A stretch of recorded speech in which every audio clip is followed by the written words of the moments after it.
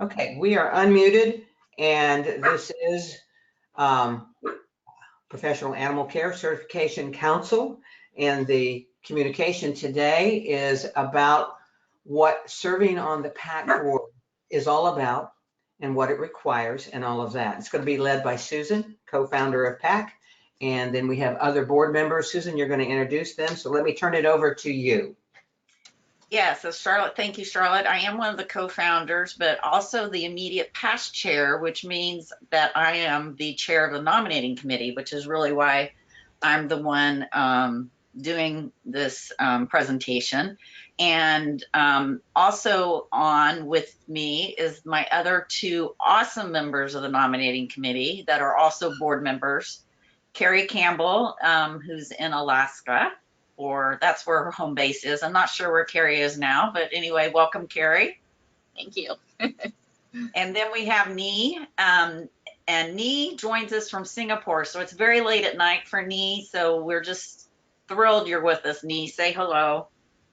Hi, everyone. So yes, we want to share a little more details in this presentation about not only PAC, but also the board and how the board works. And we want to answer any questions you have, because we are very passionate about PAC's mission and why we're here, and we want really good board members to provide more diversity. We've got a great board, but we do feel like expanding and replacing members that have been on since the beginning is important to keep this organization moving forward. So today we're happy to kind of share this behind the scenes peek into the board of directors and answer any questions. You are unmuted, so if you have a question, you can interrupt, and we will also put time at the end for questions, so you can definitely have your questions answered. So with that, we'll get started with, who is PAC? And we are a board, and we are all volunteers from the industry. Many of the board members are now certified professionals. It didn't start that way because one of the first things we had to do was create the exam so people could get certified. We are very excited that we do have all 3 levels done, and we have over 100 certified professionals certified through the organization. So that's really exciting progress. As Charlotte said, if any of you were on early, that was in a very short period of time. PAC's really only been in existence since 2014.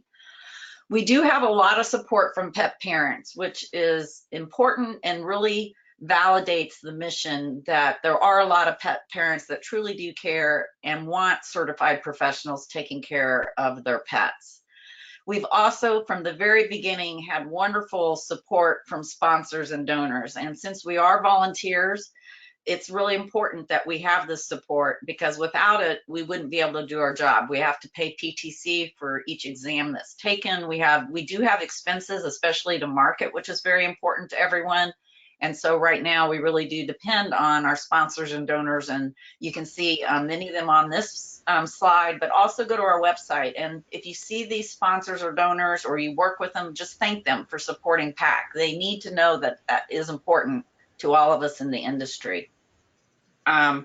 So PAC does not have any physical or corporate office or any full-time employees. We do our work with volunteers, but we do have independent contractors that we rely on for marketing, bookkeeping, and some administrative customer support duties, but that's all part-time that we pay them for the hours that they work. The other really important organization to us is PTC, or the Professional Testing Corporation. They are the group who organizes and has guided us through this process of creating the exams and the process to be a certifying entity. So that's kind of who we are. We're made up of a lot of different parts. And we feel like our mission is one that is extremely important.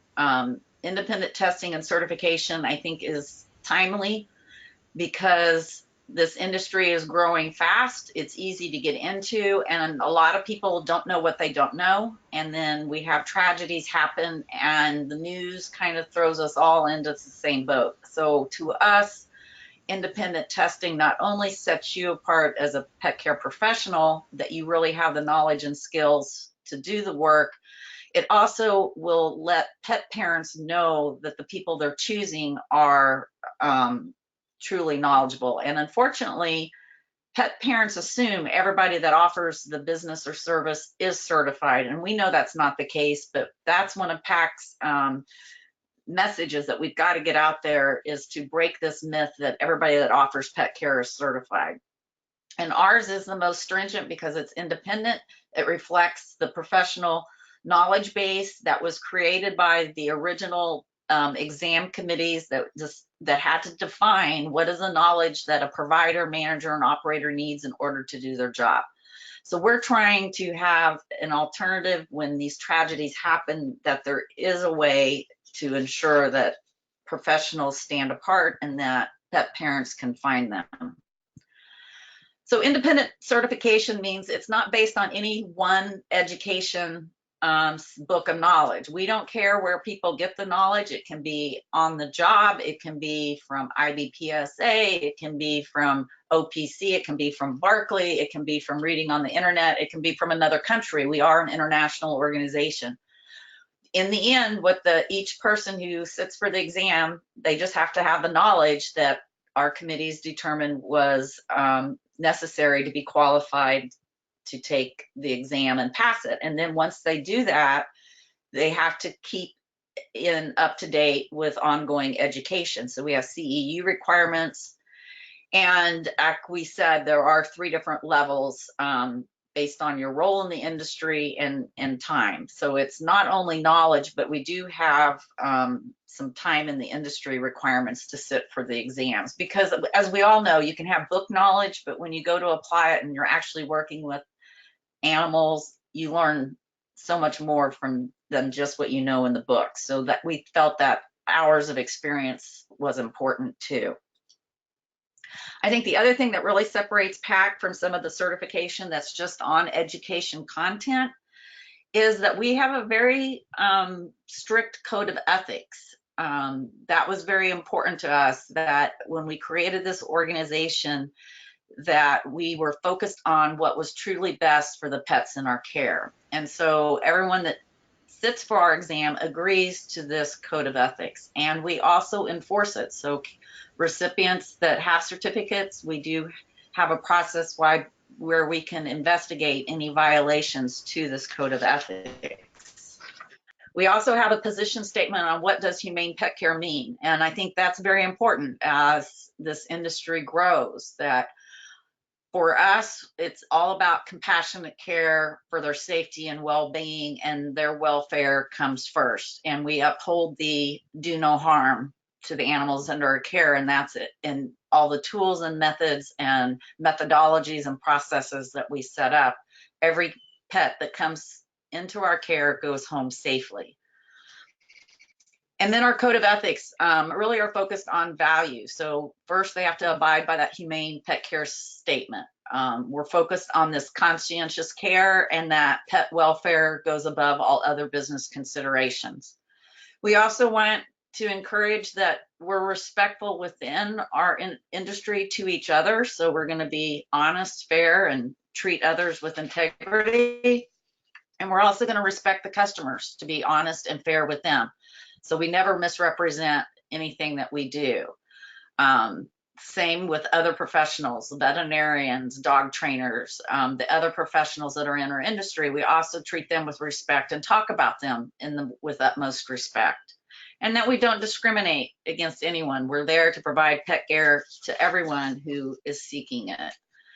And, that we're going to be honest and truthful about our own qualifications and experience, and know where to draw the line and refer out to some other professionals that may have more experience to treat the issue. That means we don't do veterinary, diagnose any type of disease or condition. If there's true behavior issues going on, we refer out to certified behaviorist, that we know where our boundaries and lines and qualifications are, and refer to other professionals. So my team of panelists, did I miss anything or anything you want to just comment on that we've gone through? Because next we're going to kind of jump into more about the board. Nope. Yep. All right. Well, PAC is a 501c6, so we are a nonprofit, and we do have governing bylaws that were created that says that our board is comprised of anywhere from a minimum of 7 to a maximum of 11 members, and that all the members of the PAC board must be actively involved in animal care industry, and that a third of the members of the board hold at least one certification.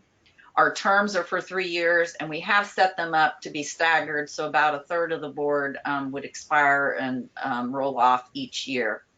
And we do have a policy manual, but it is still in development because we are a fairly new organization, and when we first started out, we were really focused on getting the exam ready, and so some of the housekeeping and organizational structure pieces of PAC are still being put into place. And this picture is kind of the original board members, Charlotte and myself, with Anna, Lori and Lena were the original board members. And then we've had other great members come on like me and Carrie, and I think some of the others are on, and you'll see pictures of them as we go.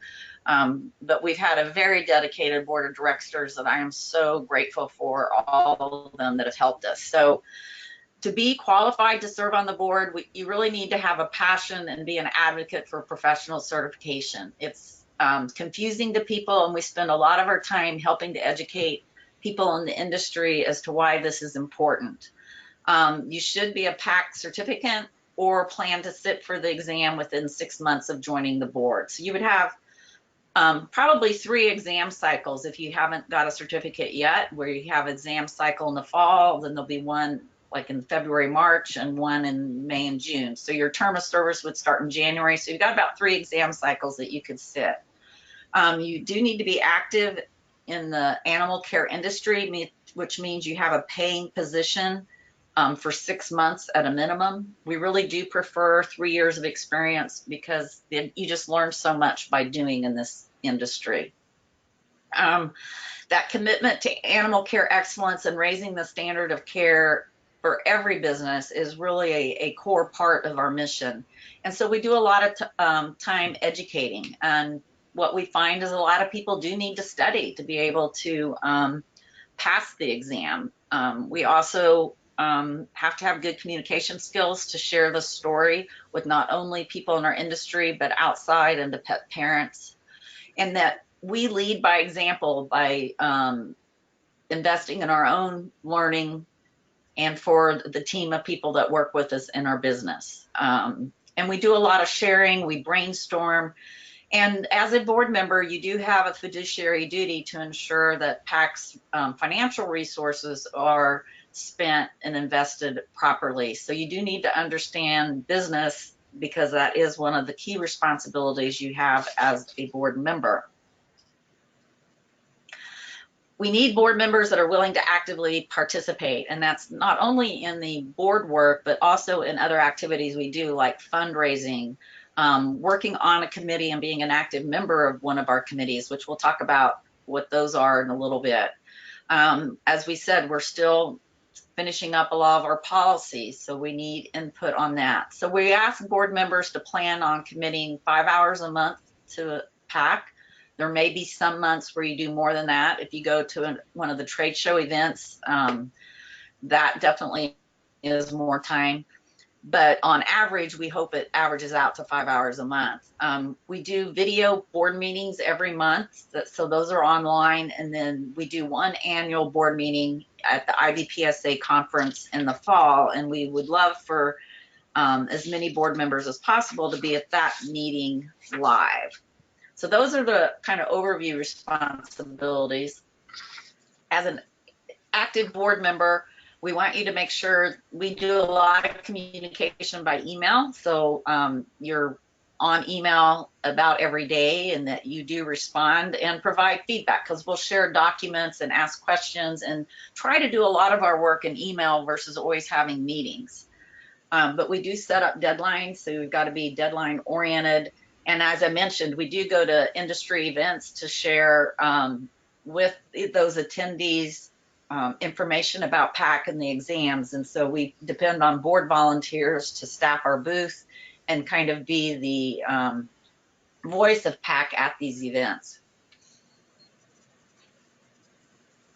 There are things that are very confidential, like the exam items, and so we cannot share those outside, so we have to have confidentiality.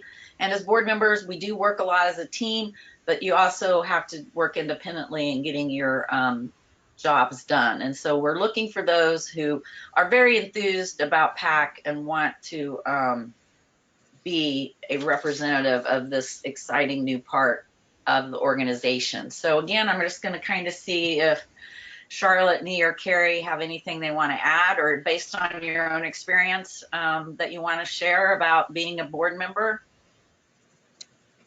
Nee here. I just want to say that being on the PAC board is a really fun thing to do.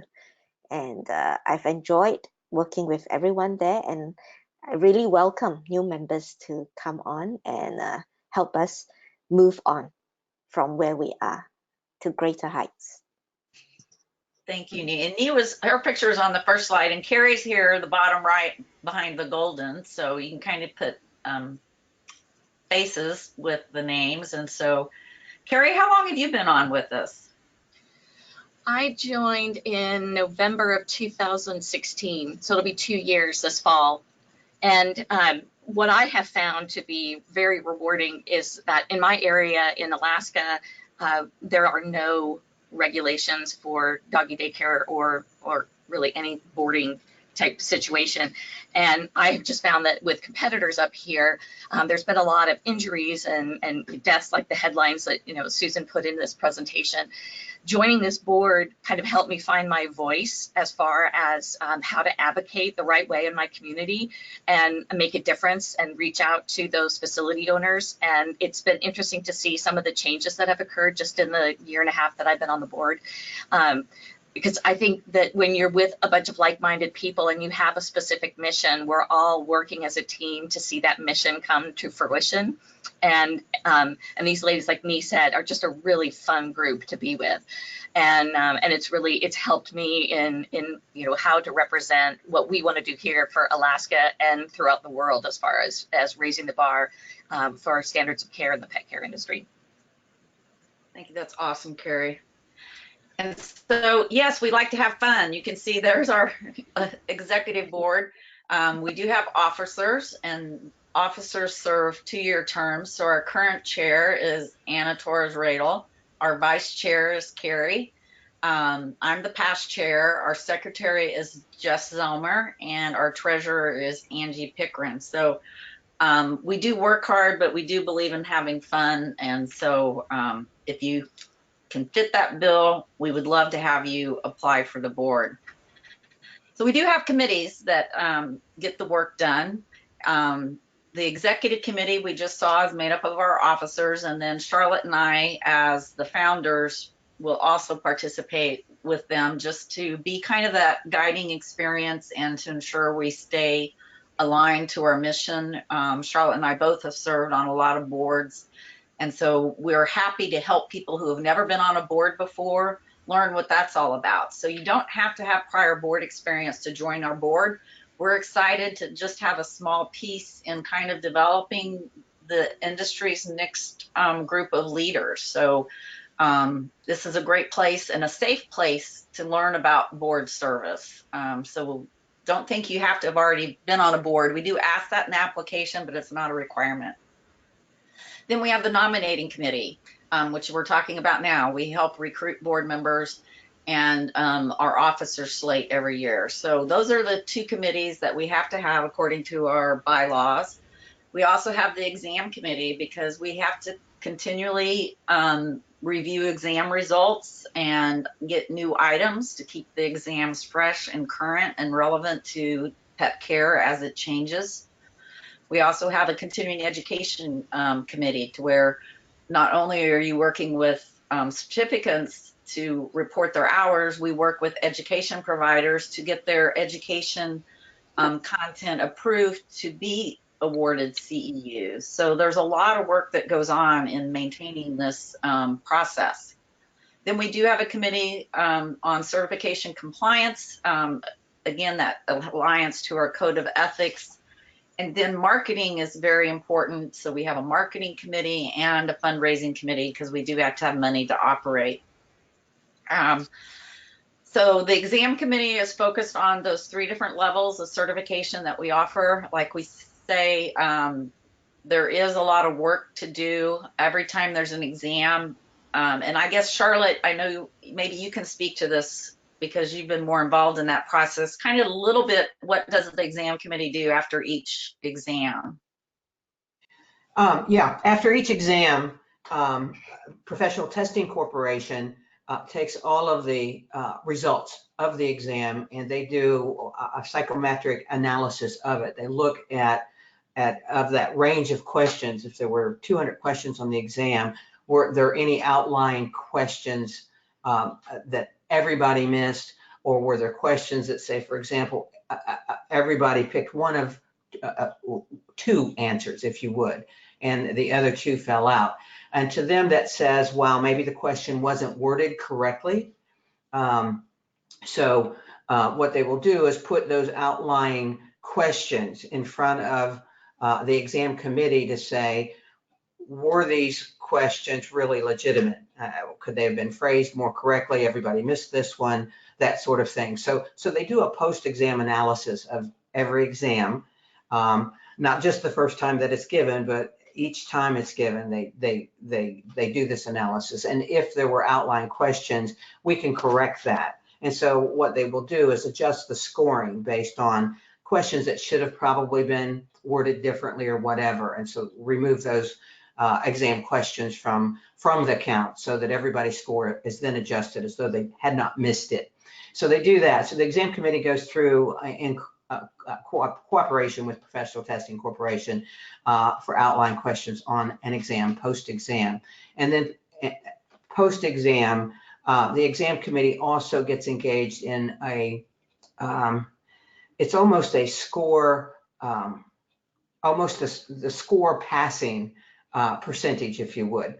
The exams aren't scored, say, for example, there's 100 questions, you got to pass 80 to pass it, because the questions have different weights attributed to them. So you could miss a question that has, that carries a heavier weight, and you missed a lesser number of questions than somebody else, but you still didn't pass because some of the more weighted questions were the ones that you missed, if you would. So there's an analysis done that way as well.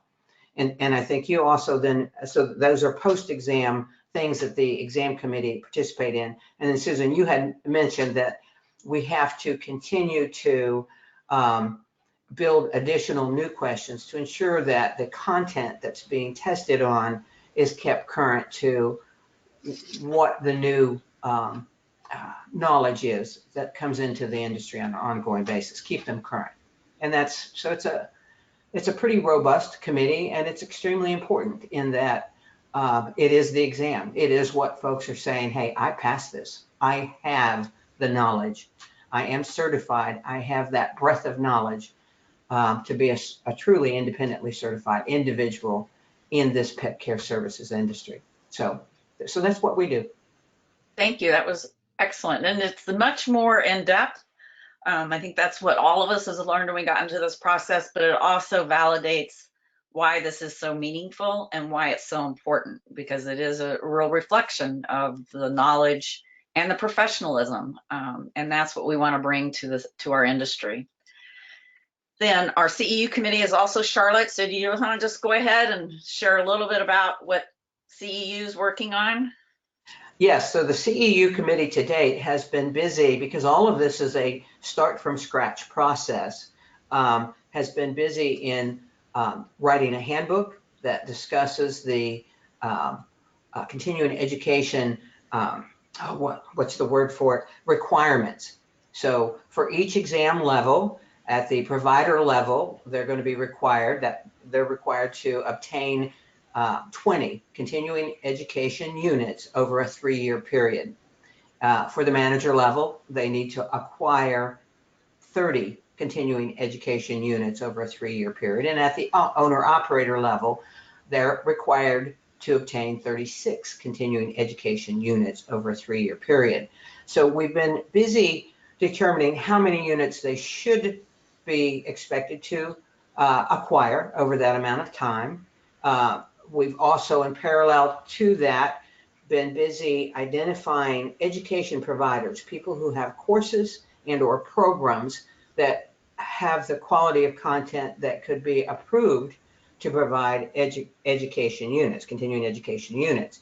So we've determined what the requirements are for the certificant, the person who has become certified, and then we developed what was required of those education providers who want to provide programs or courses to be approved for continuing education units for these folks to be able to take those courses. So we've done that. And then most recently, we've been involved in developing the handbook that says, if you're certified and you're acquiring your continuing education units, it's the mechanics. You got to get this many hours. You need to track them. Here's a form that you can track them on, download it from our website, and all of that kind of minutia. And we're just finishing up that handbook process right now. We're also in the process of recruiting additional education providers. We've got an initial grouping, but that will be, from a committee perspective, the ongoing process of ensuring that we have current education providers who have provided a course or a program, a workshop, a presentation that is current in today's world of pet care services that can be accessed by our certified individuals to increase their knowledge and to gain their continuing education units. So recruiting ongoing education programs is going to be the ongoing process of the committee, and then monitoring, talking with, and answering questions of our certificate recipients, our certificants, when they have questions about, is this program covered? If it's not, how do I get it covered? Because I've attended it and I really think it's worth it. So, and the last thing that we do within the continuing education committee is we will do an audit. There will be random audits of those folks who have pursued their continuing education units to ensure that folks are submitting real-time, honest programs that they've attended. And so that will be an ongoing process. So the two last bullets there will be ongoing, because we'll put to bed the handbook and some other mechanical stuff that we've been working on pretty soon. And so that's our function. It's a very important one, and I just realized that me and Carrie are also on your CEU committee, so we definitely need help, because these poor ladies are being worked to death, Charlotte. Yes, they are. And we're very grateful. All right, then we have one of our newest committees is certification compliance, and Carrie, are you on this too? No, I don't think so. Okay, I know Stephanie's leading this up, I believe. And anyway, this group is going to enforce our code of ethics and investigate any complaints. And that means we'll listen to the complainant, but we'll also listen to our certificate holders side of the story. So it's important that we get to really what's going on. And our goal is to ensure, number one, that animal well-being is being taken care of, and that PACCC certification truly means what our mission and code of ethics says, but we also understand that sometimes people misunderstand things. So we're committed to making it a very fair process. Then marketing and fundraising is definitely some of the fun things we do. It's important, we know, for everybody that is certified, that pet parents know why that's important. And so we try to kind of market and fundraise in a single activity to build that brand awareness with pet parents and also with the pet industry. And we have some very exciting sponsorship and activities going on right now that is really going to boost that awareness across the world. And so stay tuned. You're joining PAC at a very exciting time. And our goal is really to grow the number of certified professionals so that pet parents can find them in every market where they're looking for pet care. And what PAC would like to do is then help support people at the local level, you know, when they're doing events, to share PAC at the same time. It really does make your business stand apart, and we're happy to help give you the marketing resources to make your market understand that. And then we do look for sponsorships, because that fundraising and those monies often pay for some of the big programs we need, the technology, you know, for tracking CEUs, being able to market costs money. So we depend on sponsors for that. And so as board members, we develop relationships and try to actively recruit sponsors.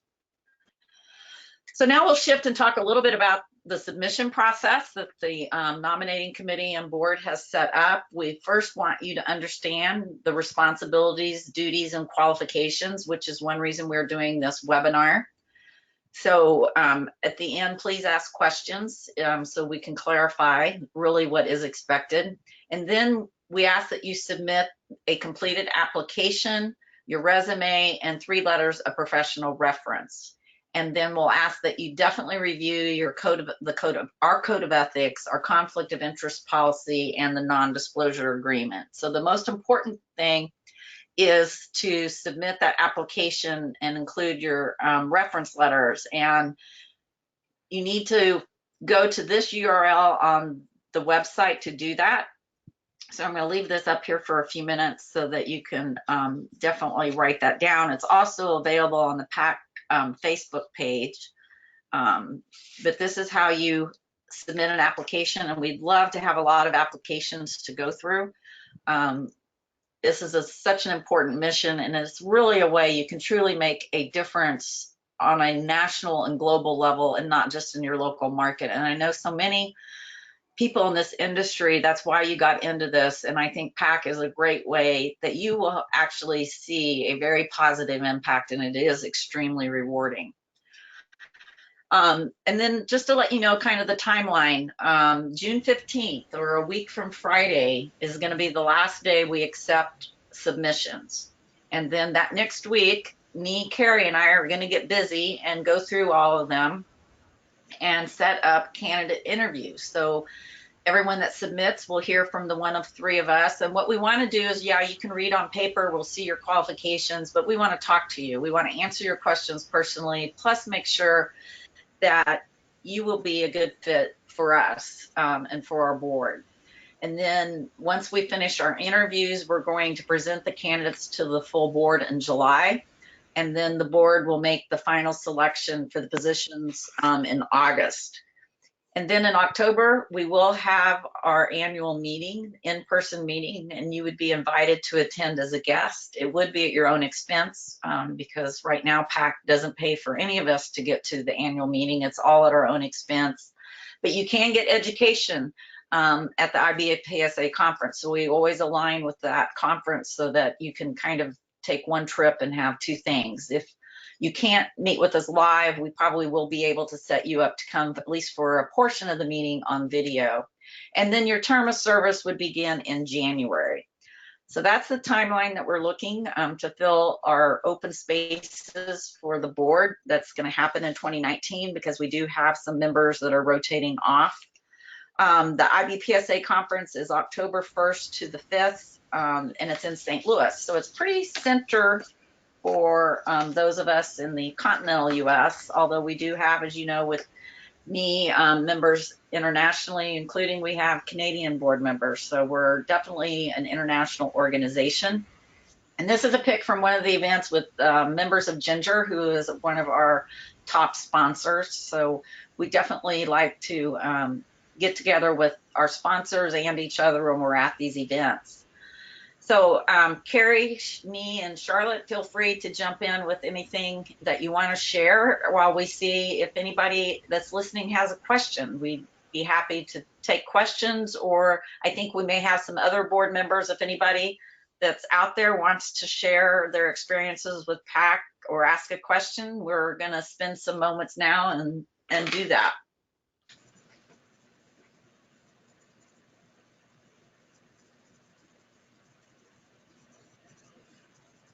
It's very quiet. It is. Just a reminder, everybody is unmuted unless you've muted yourself, so you can speak your question if you have one on the top of your mind. Would you please give the date and location of the annual meeting again, please? Yes, it's in St. Louis, and it's October 1st or October 2nd through the 4th is the actual, I think, IBPSA conference. And so the board will probably meet on Monday the 1st or Friday the 5th. I don't think we've set that date yet, but it is that first week of October in St. Louis. Thank you. You're welcome.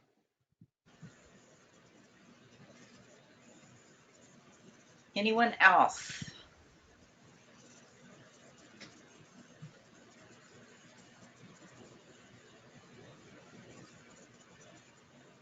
Susan, I think your presentation might have been so complete that you answered most of the questions until they get to the application form. Right. And like we say, just you don't have to have prior board service. If you do, we just want to know that as it helps, because we are a fairly new board and still learning. We love getting input from a lot of different people's backgrounds and experiences. I think that's what's made us a really good board, is the diversity. So we welcome that.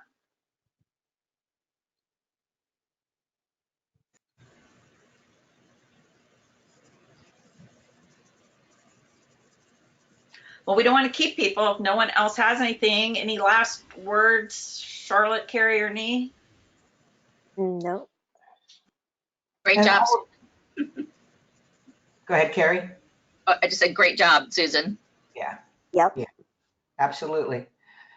And for those who were here to find out a little bit more about us, if you have questions, you can reach out to info@PACC.org. And we will get you answers to your questions as you go through the process. We thank you all for considering joining our board.